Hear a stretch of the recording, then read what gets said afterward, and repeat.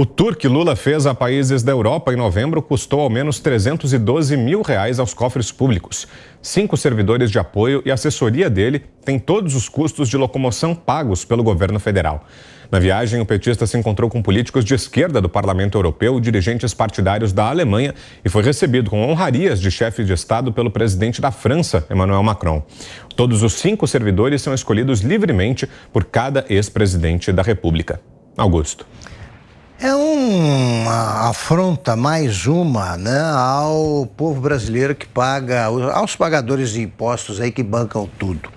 Quer dizer, o PT divide com o PSL a maior fatia, né, uma fatia obscena do bolo do fundo partidário e do fundo eleitoral. Neste ano, o PT vai juntar um dinheiro, tá, que ele só resiste à tentação de roubá-lo porque eles vão usar no partido ali, né? A única coisa que diminui um pouco, né, o vício de roubar, segundo o Palocci não, o Sérgio Cabral disse isso, eles sofrem do vício de roubar, mas eles se contêm quando vão usar o dinheiro em campanha. Agora o Lula, com esse dinheiro, o partido pode financiar a viagem dele. Não, ele viaja com... Ele explora a outra afronta aos pagadores de impostos. Nós já temos de bancar o fundo eleitoral, o fundo partidário, agora as viagens do Lula, que só se prestam à demagogia, a apresentar o país que não existe, a repetir, reiterar a mentira da erradicação da pobreza e dos miseráveis, tá? A repetir a história da herança maldita, que é uma fake news, uma das mais antigas aí do Brasil. Ele recebeu um país em ordem e entregou um país em estado falimentar com o poste que elegeu. E lá vai o Lula numa viagem de 5ª categoria, passando por lugares que ele nem conhece, aí pela ignorância deliberada que tem, ele se recusa a aprender, não sabe sequer que o Brasil tem fronteira com a Bolívia. E nós pagando. E já pagamos também as viagens da senhora Rosemary Nogueira. Dessa vez ela não foi, né? Mas foram ali mais 5 desocupados acompanhando. Diga, Ana. E o silêncio da imprensa, né, Vitor? Nós vimos as viagens que o presidente Bolsonaro fez, viagens oficiais, inclusive nem ficou naqueles hotéis caríssimos, né, que Dilma costumava ficar, que Lula costumava ficar, agora em Nova York também, depois na Itália. E, no entanto, houve ali, por parte da imprensa, grande parte, né, da imprensa, do consórcio, como diz o Fiuza, ali cada detalhe de quanto custou, cada pizza, cada volta de bicicleta. E agora esse tour do Lula que custou R$312 mil aos cofres públicos, nós vemos um silêncio ensurdecedor aí da grande imprensa. Silêncio, aliás, só para trazer, já que eu não comentei sobre o Deltan Dallagnol, silêncio, aliás, que continua aí em evidência em relação à insegurança jurídica por parte da nossa Corte Suprema, né? Você falar que a corrupção é o mal do país é você chover no molhado, é você falar que o céu é azul e que a grama é verde. A gente quer ouvir exatamente o que ex-homens da lei, como Deltan Dallagnol e Sérgio Moro, o que eles pensam das inconstitucionalidades de ministros do STF, o que eles pensam se o Senado, por exemplo, não deveria colocar em pauta um pedido de impeachment do Alexandre de Moraes, que tem aí talvez a caneta mais inconstitucional do Supremo hoje em dia. Então, esse silêncio da imprensa, esse silêncio de ex-homens da lei, o silêncio às vezes fala muito mais alto, não é, Vitor, do que declarações em si. Diga, Zé. Essa viagem do Lula foi um atentado à soberania do Brasil. Ele gastou dinheiro público para a confirmação do que os seus precursores, né, porque houve outras viagens de aliados de Lula, espalharam pelo país de que nossos produtos eram contaminados por floresta queimada ou mesmo aqui o centro-oeste do país, né, a nossa savana brasileira, que é essa região do Cerrado brasileiro. Além disso, espalhou a mentira de que o presidente Jair Bolsonaro é um militar que tomou o poder. Não é verdade, ele foi eleito, né? E ele aparecia depois desta apresentação para dizer, olha como eu sou bonzinho e olha como eu vou salvar o país. Usando o dinheiro público, todos os ex-presidentes da República, inclusive os impeachmentados, como Collor e Dilma, né? Eles têm essa estrutura. Quando o Constituinte colocou essa situação, né, de um apoio ao ex-presidente da República, se imaginava que o ex-presidente da República fosse descansar, fosse ser alguém que poderia ser consultado em momento de crise pela sua experiência e que ele não disputaria eleição, não seria nem senador, nem deputado, nem mesmo funcionário público. E mais, que seriam poucos ex-presidentes da República, na época existiam poucos. Tudo bem se fosse assim, mas não, os nossos ex-presidentes da República são abelhudos, eles atrapalham os atuais. Um ex-presidente, quando critica, quando fala mal, cria para o país um barulho, um zumbido que atrapalha a administração, ou seja, atrapalha todo mundo. E esta é a realidade. E estes ex-presidentes, repito, inclusive Dilma e Collor, eles recebem salários, recebem cotas para viagens, gasolina e funcionários públicos para a sua assessoria, inclusive motoristas. E essas pessoas viajaram com Lula para falar mal do Brasil no exterior e se apresentar como se ele fosse presidente da República ainda. Se reuniu com adversários e pessoas hostis ao Brasil e ainda contou vantagem sobre essa situação.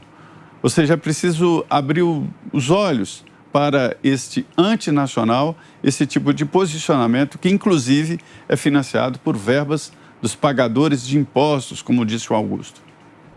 Fiuza. Então vamos colocar aí mais 312 mil na conta dos 5 bilhões já devolvidos, né? Mais pelo menos 20 que a saudosa Operação Lava Jato projetava que deveriam ser recebidos. E a gente sabe que a conta é muito maior, né? Essa semana a gente estava vendo a Controladoria Geral da União trazendo o prejuízo com apenas 3 refinarias, prejuízo de 90 bilhões de reais entre má gestão e roubo mesmo, né? E o ladrão disso tudo é o Lula. É um ladrão à solta. E aí, qual é o ponto, né? Quem é que vai gritar contra isso? A gente já entendeu que tem um clubinho, tem banqueiro, tem intelectual, essa elite asquerosa sonhando com o Lula como uma marionetezinha dos bilionários, não é isso? Então, tudo bem, a gente está vendo que existe essa tentação. Mas e os outros? E os representantes da Operação Lava Jato? Esses são candidatos. Eles estão falando de quê? A corrupção é o centro da política. Companheiro, você tem que dizer que o Lula é um ladrão à solta. Você tem que contar, se você quer ser candidato da Lava Jato, você tem que contar todos os dias a história da refinaria Abreu e Lima. Você tem que contar como é que o dinheiro fluiu e desceu pelo ralo, ou melhor dizendo, pelos bolsos desses canalhas, que você conhece muito bem essa história, mas eles não estão fazendo isso. Eles não estão trazendo o absurdo da descondenação, entre aspas, de Lula pelo STF. Eles estão concorrendo a essa mesma eleição ali, ombro a ombro, né, com o meliante, e fazendo acenos. Não, deixa eu dizer que eu me arrependi aqui, ou que foi um erro de cálculo o PowerPoint, que eu gostei daquelas subcelebridades que me receberam ali naquela palestra, eles são muito influentes, inclusive, no STF, não é isso? Então, qual é o povo brasileiro hoje, a sociedade brasileira é órfã de quê? É órfã dos representantes da Lava Jato que sumiram. Estou falando desses candidatos aí, mas tem os outros também. Onde é que está o chamado para o Ministério Público, para a Polícia Federal? Ora, as pegadas estão todas aí. Esses personagens roubaram por mais de década. Eles têm rastros e rabo preso em tudo quanto é lugar. Então, não, prescreveu, já era, acabou. Como assim? O tráfico de influência, a promiscuidade, conluio, está tudo aí colocado. Onde é que estão os homens da lei no Brasil? Onde é que estão os virtuosos do Ministério Público, da Polícia Federal? A gente quer os novos inquéritos, se aqueles prescreveram, a gente quer os novos, porque os criminosos estão no crime. Eles só sabem viver no crime. Eles têm um caixa proverbial advindo do crime, com o qual eles fazem política. E nós queremos saber onde é que está. E, Vitor, isso não é porque é o PT, a esquerda, é Lula. Não, isso é porque é um sistema de corrupção que foi montado no país e que o brasileiro não pode ter nem a mínima sensação de que isso aí saiu barato, de que o crime compensou, deu uns anos de prisão aí, mas que eles voltaram maiores ainda, né? Algo mais, Augusto? Sim, eu queria aproveitar o que diz o Guilherme, dizer o seguinte, olha aqui, Guilherme, nós não podemos esperar mais, não, porque os homens providenciais não virão, não falarão em nosso nome, não vejo nenhum falando, e queria lembrar, a propósito, que faz 4 meses, estava completando 4 meses de cadeia, o ex-deputado Roberto Jefferson, que é presidente do PTB, sob o silêncio de todos esses que você diz e sob o silêncio do povo brasileiro. O povo brasileiro vai ter de entender que ele tem de falar por si. Só ele vai conseguir mudar esse Brasil, porque impera a covardia e o oportunismo. Repito, faz 4 meses que o Roberto Jefferson está preso por vontade do Alexandre de Moraes. Não existe o devido processo legal. Ele não exerce o direito de ampla defesa. Ele não sabe exatamente do que foi acusado. Se ele, por acaso, puder ser enquadrado nos crimes de calúnia, injúria e difamação, esses crimes não prevêem penas de prisão. É um preso político. O pessoal que adora a Cuba, esses democratas de galinheiro, que soltam manifestos em defesa da democracia ameaçada pelo Bolsonaro, gostam de bater no peito e dizer o seguinte, nesta noite, tantas crianças dormirão na rua, nenhuma é cubana. Pois bem, a gente podia replicar com a lembrança de que nesta noite vários presos dormirão na cadeia, presos políticos, nenhum é brasileiro, agora não podemos. Nós temos presos políticos, Zé Trovão é outro. Temos exilado político, que é o Alan dos Santos.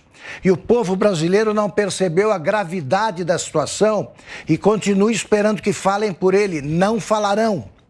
Não falarão. Os ministros do Supremo são capazes de tudo, menos de agir corretamente. O ministro Barroso defendeu gratuitamente um terrorista. Ele defenderá também gratuitamente, se necessário, João de Deus, estuprador. E é incapaz de dizer um ai sobre a prisão ilegal do Roberto Jefferson. Os demais ministros são cúmplices também. E até quando ele vai ficar preso? E o Roberto Jefferson está em má situação quanto à saúde, pois eu responsabilizo também o ministro Alexandre de Moraes, por representar uma ameaça à democracia e também por olhar com desprezo de carcereiro que se acha onipotente a vida do Roberto Jefferson. Ele é responsável por isso também. Tá? E o que acontecer, qualquer que seja o destino do Roberto Jefferson, o culpado é Alexandre de Moraes e os seus comparsas no Supremo.